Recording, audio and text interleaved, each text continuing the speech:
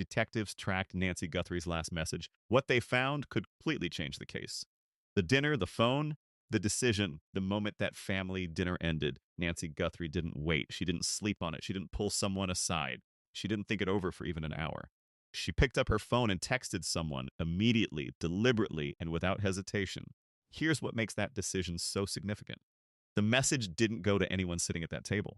It went to someone outside the family circle entirely, someone she had known for years.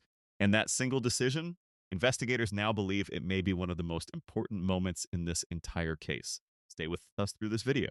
We're going to walk you through exactly what the digital record shows and reveal what that message may tell us about Nancy's final hours. We're also going to show you why one specific detail buried in the forensic timeline has investigators convinced they haven't heard the full story yet. Two promises, both delivered before this video ends. But first, understand what that timestamp actually means. Investigators don't just know a message was sent. They know the exact minute it left her phone. They know who received it.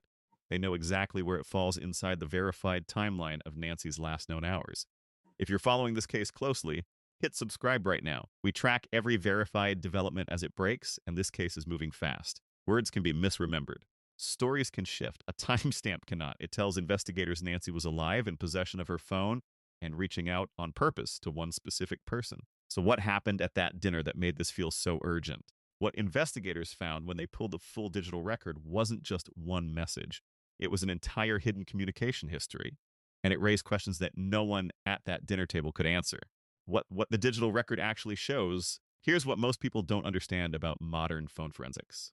When investigators pull a digital record, they don't just see texts. They see everything: app activity, screen activations, network connections, message metadata, the precise size of every communication sent or received. They can see when a phone was unlocked, how long the screen stayed active, and which apps were running in the background. This is promise one. The forensic picture of Nancy's final hours is far more detailed than anything that's been publicly reported, and that picture showed something investigators couldn't ignore. The recipient of Nancy's post-dinner text was not a casual contact. This wasn't a new name in her orbit. By investigative accounts, this was someone she had known for years, someone embedded in her regular communication patterns. That matters enormously. Here's why. Investigators don't study a single message in isolation. They build a baseline first. They map how often two people normally communicated, what circumstances triggered contact, and what the typical rhythm looked like between them. Then they compare that baseline to what happened that night. And the post-dinner text fell outside Nancy's normal pattern entirely. The timing was irregular. The circumstances were irregular. The instinct behind it, immediate, reactive, no delay, stood out against everything that came before. But the communication history gets even more complicated. Deleted messages entered the picture. If Nancy's phone was linked to cloud backups, deleted threads may still exist in recovery data. If investigators obtain the recipient's device, those messages may survive there, even if they vanished from Nancy's phone entirely. Deletion in the middle of a federal investigation is never a neutral act. It doesn't automatically prove involvement, but it absolutely changes the investigative temperature around whoever made that choice. Forensic accountants were also moving in parallel, reviewing spending behavior, cash withdrawals, and transaction timing that overlapped with key events. This was never a single-thread investigation. So if the data shows what was sent, the question becomes far more personal. Why this person? And why the exact moment that dinner ended? The forensic picture tells investigators what was sent, when, and between whom. But there's one question the data alone cannot answer, and it may be the most important question in this entire case. Why this person? Why that moment? Set the forensics aside for a moment. Think about what Nancy actually did. The dinner ended. She didn't process it slowly. She reached for her phone and contacted one specific person, not family, not anyone in that room. That is a choice that speaks to something deeper than habit. Here's promise two. And this is the detail that changes how you see everything else. Investigators believe this text may not be the beginning of the story at all. It may be the latest chapter in a private conversation that had already been building for weeks, which means the real question isn't just what the text said, it's what came before it. Investigators built their analysis around 5 core questions, and each one points directly at the same conclusion. 1. Had Nancy been confiding in this person before she disappeared? Prior messages between them are reportedly part of the forensic review. 2. Was something said at that dinner the trigger? Investigators examined whether the meal itself created an urgency that forced Nancy's hand. 3. Did anyone present notice a shift in Nancy's mood that evening? Behavioral observations from those at the dinner became part of the reconstruction. 4. Did this text reflect fear or something more calculated? The tone and metadata of the communication are reportedly still under active analysis. 5. Did the recipient understand the gravity of what they received? Someone on the other end of that message read it, possibly replied, and has been carrying that exchange ever since. Each question tightens the same knot. Nancy didn't act randomly. She acted with intention. She chose someone she trusted enough to reach outside the family circle. Immediately, instinctively, without deliberation. And that word immediately tells investigators this wasn't reflection, this was reaction. Something about that dinner or the people in that room made Nancy feel she needed a witness outside of it. Someone who could hear her, someone she trusted to understand. What she said to that person may be the closest thing investigators ever get to Nancy's own voice in her final hours. Do you think something happened at that dinner that Nancy didn't feel safe saying out loud? Drop your theory in the comments. I want to know what you think. Investigators weren't just asking what Nancy knew.